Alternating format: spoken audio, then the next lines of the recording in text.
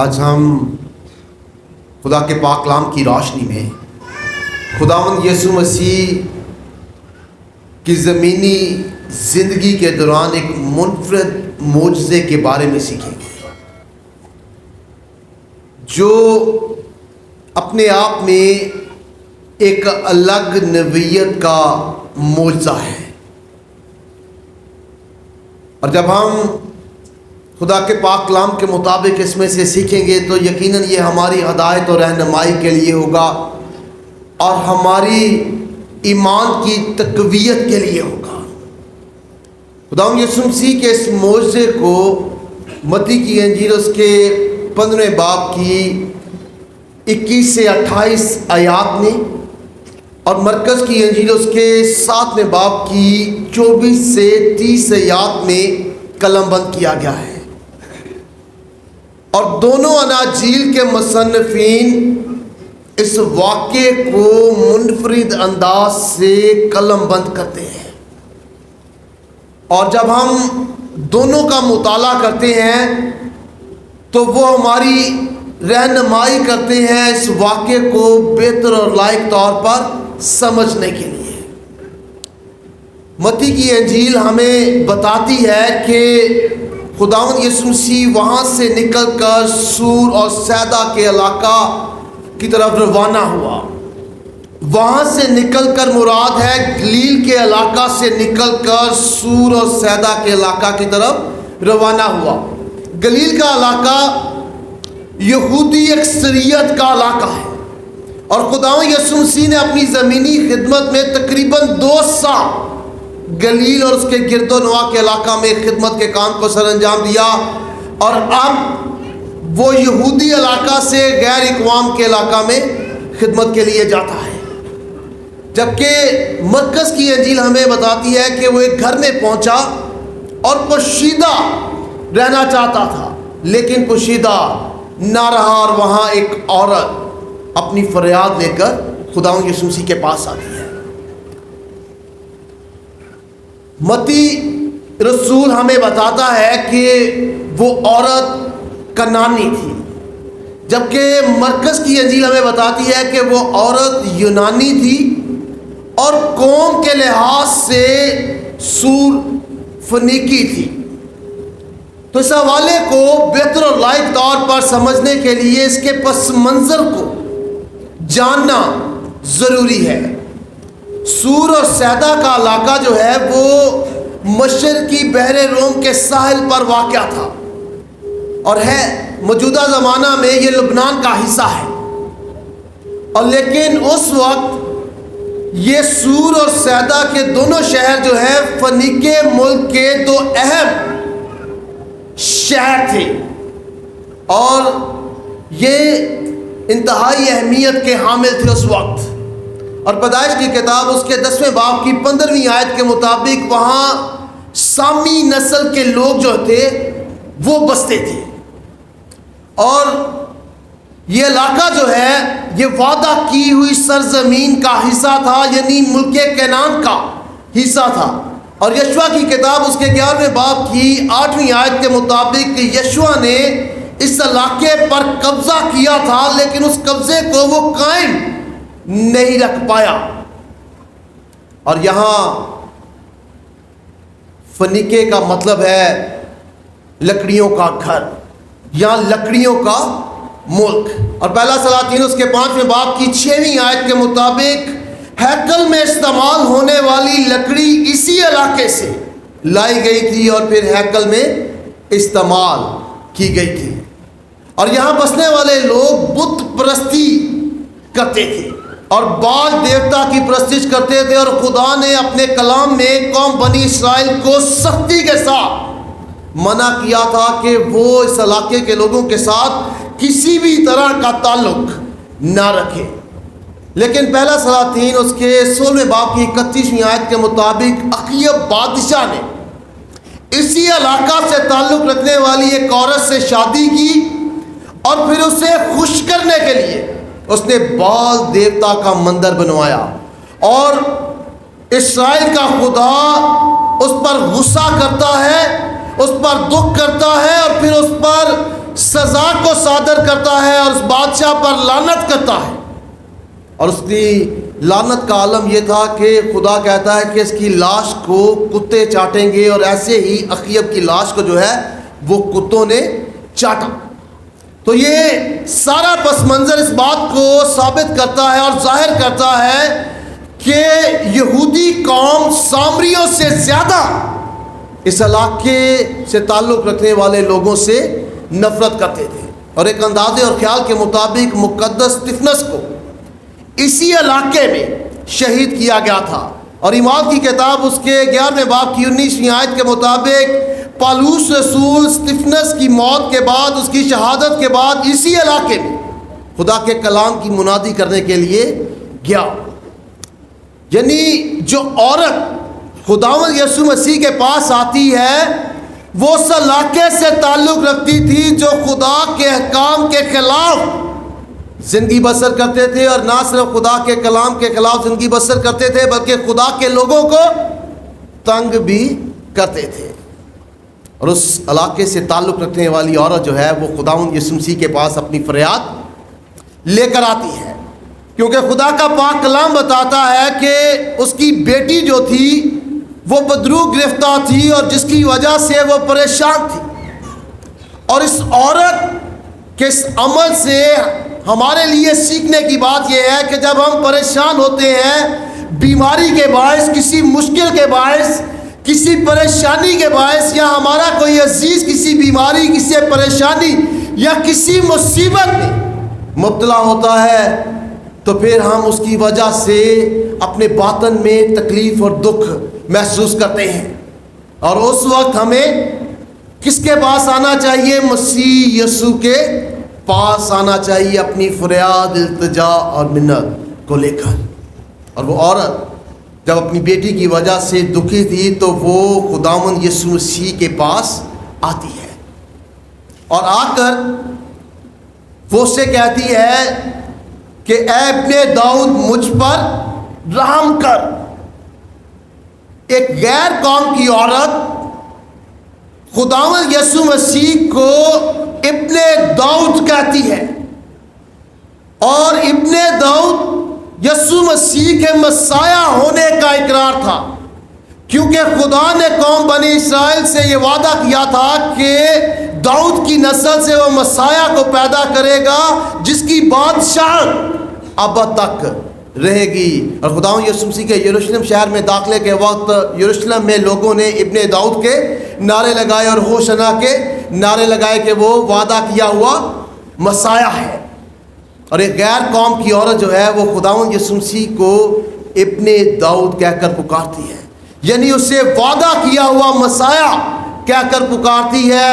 جبکہ یہ بات اس وقت کے جو ماہر شریعت کے لوگ تھے وہ سمجھ نہیں پائے، لیکن ایک غیر قوم کی عورت اسے ابن داؤد کہہ کر پکارتی ہے اور رحم کی اپیل کرتی ہے.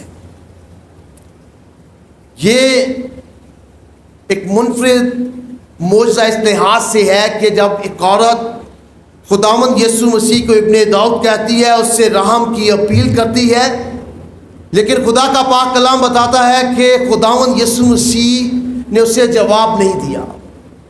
یہ پہلا ایسا معجزہ ہے جہاں خداوند یسوع مسیح سے کسی نے التجا کی ہو، کسی سے فریاد کی ہو مسیح سے، اور خداوند یسوع مسیح سے رد عمل میں کچھ نہیں کہتے ہیں، خاموش رہتے ہیں. لیکن وہ عورت مسلسل خدا سے رحم کی اپیل کرتی رہتی ہے. بہت دفعہ یہ میرے اور آپ کے ساتھ بھی ہوتا ہے. جب ہم مشکل، مصیبت یا بیماری میں خدا کے سامنے جھکتے ہیں، اس سے فریاد کرتے ہیں، لیکن ہماری دعا کا جواب ہمیں نہیں ملتا. نہ مشکل دور ہوتی ہے، نہ بیماری دور ہوتی ہے، نہ پریشانی دور ہوتی ہے. خدا کی طرف سے خاموشی ہوتی ہے. اس میں خدا کا کیا منطق ہے؟ اس خاموشی میں خدا کا کیا مقصد ہے؟ کہ اس کے ایمان کو پرکھا جائے. اور یہ صرف ہمارے ساتھ نہیں ہوتا کہ جب ہم دعا کرتے ہیں اس کا جواب نہیں ملتا، بلکہ یہ نبیوں کے ساتھ بھی ہوتا رہا ہے. زبور 109 اس کی پہلی آیت کے مطابق داؤد جو ہے وہ خدا سے کہتا ہے کہ میری دعا کا جواب دے، تو کب تک خاموش رہے گا؟ کیونکہ داؤد مسلسل خدا سے دعا کر رہا ہوتا ہے، لیکن خدا کی طرف سے کوئی رد عمل نہیں آتا، اور وہ کہتا ہے کہ تو کب تک خاموش رہے گا؟ پھر حبقوق پہلا باب اس کی دوسری آیت میں نبی کہتا ہے کہ میں کب تک نالا کروں گا اور تو جواب نہ دے گا۔ وہ مسلسل خدا کے سامنے فریاد کرتا ہے اور خدا اسے جواب نہیں دیتا۔ کئی بار خدا ہماری دعاؤں کے جواب میں تاخیر کرتا ہے، اس کی طرف سے خاموشی ہوتی ہے۔ تو بہت دفعہ ایمانداروں کو جب ان کی دعاؤں کا جواب نہیں ملتا ہے تو پھر ان کے دل میں شیطان شک کو پیدا کرتا ہے اور ان کے منہ کو دعا اور خدا کی تعریف کے لیے روکتا ہے کہ مسلسل دعا کرنے سے، خدا کے سامنے جھکنے سے، اس کی تعریف اور تمجید کرنے کے باوجود خداوند ہماری زندگی میں کام نہیں کر رہا، ہمارے حالات تبدیل نہیں ہو رہے، بیماری سے رہائی نہیں مل رہی ہے، کسی پریشانی اور مصیبت سے رہائی نہیں مل رہی ہے، لیکن خداوند اس وقت ہمیں دیکھ بھی رہا ہوتا ہے، سن بھی رہا ہوتا ہے، لیکن وہ ہمارے ایمان کا امتحان کرتا ہے۔ اور یہ عورت مسلسل اپنی تکلیف کے باعث خدا کے سامنے التجا، منت اور فریاد کرتی رہتی ہے۔ یہ خدا کا پاک کلام بتاتا ہے اس کے مسلسل بولنے سے مسیح یسوع کے شاگرد جو ہیں وہ ایک طرح سے اکتا جاتے ہیں، اور وہ خدا یسوع مسیح سے کہتے ہیں کہ اے استاد اس سے رخصت کر دے، جس سے مراد یہ تھا کہ وہ اس کی آواز کو سن سن کر اکتا جاتے ہیں، اور وہ کہتے ہیں خدا یسوع مسیح سے کہ جو یہ مانگتی ہے اسے دے اور رخصت کر۔ لیکن خدا یسوع مسیح اس عورت کو جواب نہیں دیتے، بلکہ اپنے شاگردوں کو جواب دیتے ہیں اور کہتے ہیں کہ اسرائیل کے گھرانے کی کھوئی ہوئی بھیڑوں کے سوا میں کسی اور کے پاس نہیں بھیجا گیا ہوں۔ یہ خدا یسوع مسیح کی ابتدائی خدمت ہے۔ اس نے سب سے پہلے جن کھوئی ہوئی بھیڑوں میں خدمت کی، جنہیں وہ اپنی طرف لانا چاہتا تھا، وہ اسرائیل قوم ہے، اور جب تک اسرائیل قوم نے اسے رد نہیں کیا، اس نے غیر اقوام میں منادی کو آغاز نہیں کیا۔ تو خداوند یسوع مسیح کی پہلی اور بنیادی خدمت اسرائیل قوم کے لیے تھی، جس میں سے اسے اس دنیا میں انسان بنا کر بھیجا گیا تھا۔ لیکن وہ عورت خداوند یسوع مسیح کے اس جواب کو سننے کے بعد بھی مسلسل اس کے حضور جو ہے دعا کرتی ہے۔ خدا کے پاک کلام میں لکھا ہے کہ اس نے اسے سجدہ کیا، اور جب ہم سجدے کی جگہ انگریزی زبان کی دی پیشن ٹرانسلیشن کو دیکھتے ہیں تو وہاں لکھا ہے کہ شی ورشپ دا لارڈ، یعنی اس نے خداوند کی عبادت کی۔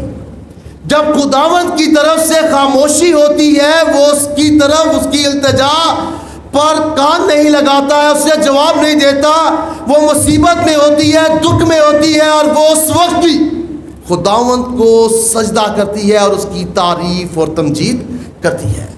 خداوند کی تعریف اور تمجید خوشی میں کرنا آسان ہے، لیکن جب ہمیں جواب نہ مل رہا ہو تب بھی خدا کے حضور جھکنا، اس کا سجدہ کرنا اور اس کی تعریف اور تمجید کرنا ایمان کی مضبوطی کو ظاہر کرتا ہے، اور اس کے مسلسل اس عبادت کے عمل سے خداوند یسوع مسیح جو ہیں وہ اسے جواب دیتے ہیں، اور وہ کہتی ہے کہ اے خداوند مجھ پر رحم کر، اے خداوند میری مدد کر۔ اور خداوند یسوع مسیح بالآخر ایک خاموشی کے بعد اسے جواب دیتے ہیں اور کہتے ہیں کہ یہ مناسب نہیں ہے کہ لڑکوں کی روٹی کو لے کر جو ہے وہ کتوں کو ڈال دیا جائے، کیونکہ یہ اچھا نہیں ہے۔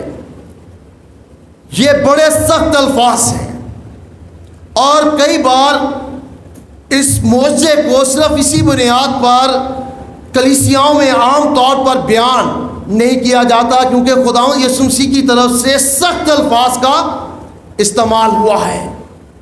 یہودی جو تھے وہ غیر اقوام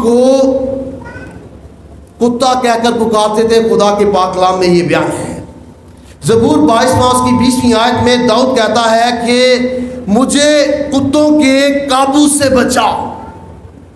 یسایہ 56واں باب اس کی 11ویں آیت میں ایسے کتوں کا ذکر ہے جو شیر نہیں ہوتے ہیں، جو لالچی ہے، وہ غیر اقوام کے لیے الفاظ جو ہے استعمال ہوئے ہیں۔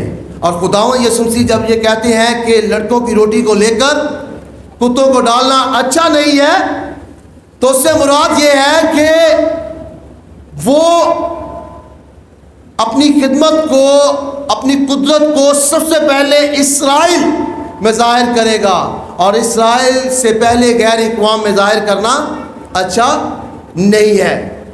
تو یہ اس بات کو ظاہر کرتا ہے۔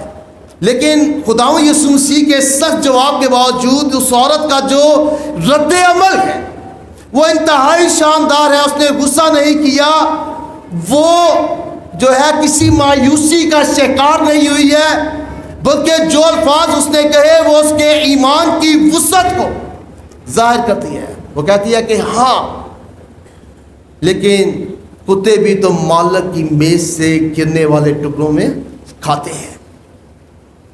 یہ بڑے ایمان کی اظہار کو ظاہر کرتا ہے، کیونکہ وہ اپنی حیثیت کو قبول کرتی ہے۔